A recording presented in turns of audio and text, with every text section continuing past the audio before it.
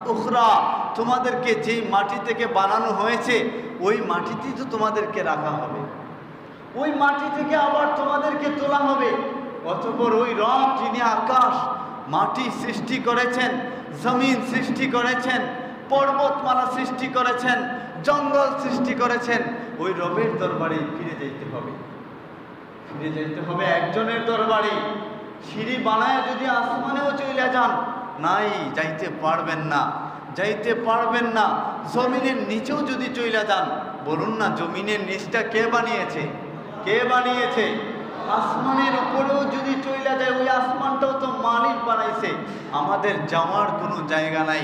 এজন্য আসুন, ফিরে আসুন মালিকের দরবারে, মালিকের পথে। একটাই পথ আমাদের, যদি আমরা ওইটা অনুসরণ করতে পারি তাইলে আল্লাহর কালামের ঘোষণা, উলাইকা আলা হুদাম মির রাব্বিহিম ওয়া উলাইকা হুমুল মুফলিহুন, যদি অনুসরণ করতে পারি তাইলে আল্লাহর ঘোষণা, ইল্লাল্লাযীনা আমানু ওয়া আমিলুস সালিহাতি কানাত লাহুম জান্নাতুল ফিরদাউসি নুজুলা খালিদিনা ফিহা লা ইয়াবগুনা আনহা হিওয়ালা কুল লাউ কানাল বাহরু মিদাদান লিকালিমাতি রাব্বি লানাফিদাল বাহরু ক্বাবলা আন তানফাদা কালিমাতু রাব্বি ওয়ালাউ জিনা বিমিসলিহি মাদাদা।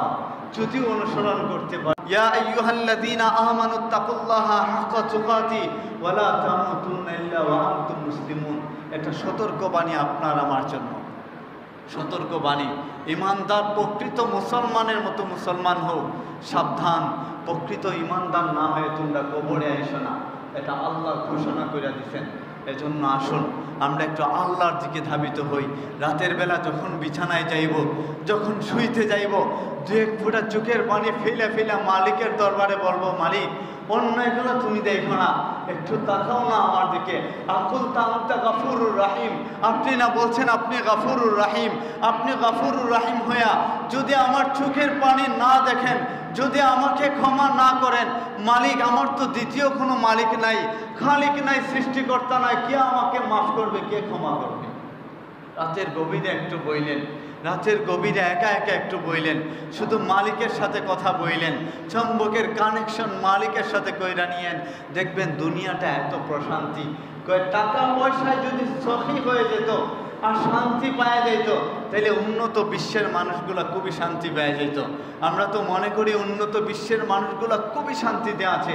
তাদের অবস্থা যদি জানেন, তারা মৃত্যুর সময় বইলা চাইতো, আমার মতো কেউ অবাগা হইও না, আমার মতো অবাগা হওয়ার দরকার নাই, এত টাকা পয়সার দরকার নাই, টাকায় কোনোদিন সুখ নিয়ে আসে না। না হয় কোনো সন্তান তার বাবা মাকে বৃদ্ধাশ্রমে দিত না।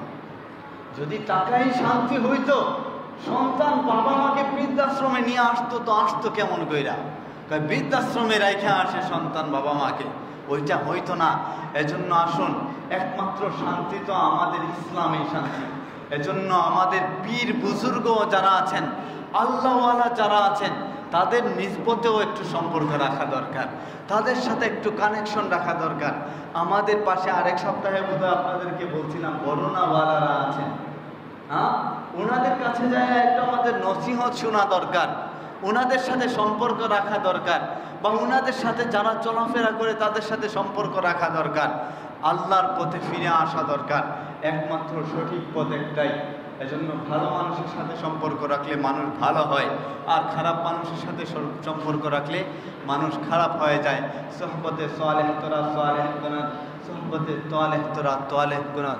সৎসঙ্গে স্বর্গবাস আর অসৎসঙ্গে স্বর্গ। দুস্থ আমার, তুমি যদি চাও তো মক্কার যত পাহাড় আছে সব স্বর্ণ বানায় দেব। তুমি যদি চাও তো পুরো পৃথিবীর মাটিকে স্বর্ণ মুদ্রায় রূপান্তরিত করে দেব। নামাজে দাঁড়াইছেন, রুকুতে যাবেন, এমন সময় আল্লাহ জান্নাতি খাবার পাঠায় দিয়েছেন, জান্নাতের আঙ্গুরের তুয়ার সামনে এসে পড়ছে। নবীজি হাত বাড়াইছেন, আবার চলে গেছেন, হাত ফিরাই নিছেন।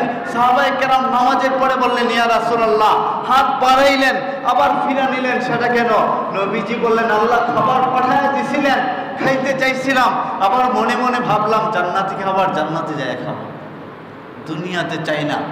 দুনিয়াতে যে যত বেশি ইনকাম করে সে তত কম খায়, যে যত বেশি প্রাসাদ বানায় সে তত কম ভোগ করে।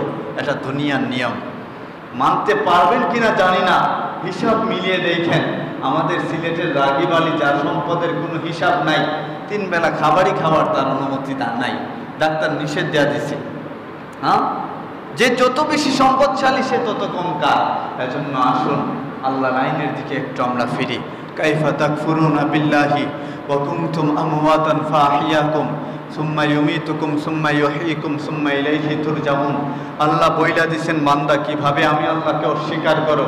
তোমরা ছিলে মৃত, তোমাদেরকে জীবিত করেছি, আবার মৃত্যুদান করব, আবার জীবিত করব, আবার আমার কাছে ফিরাইয়া নিয়ে আসব।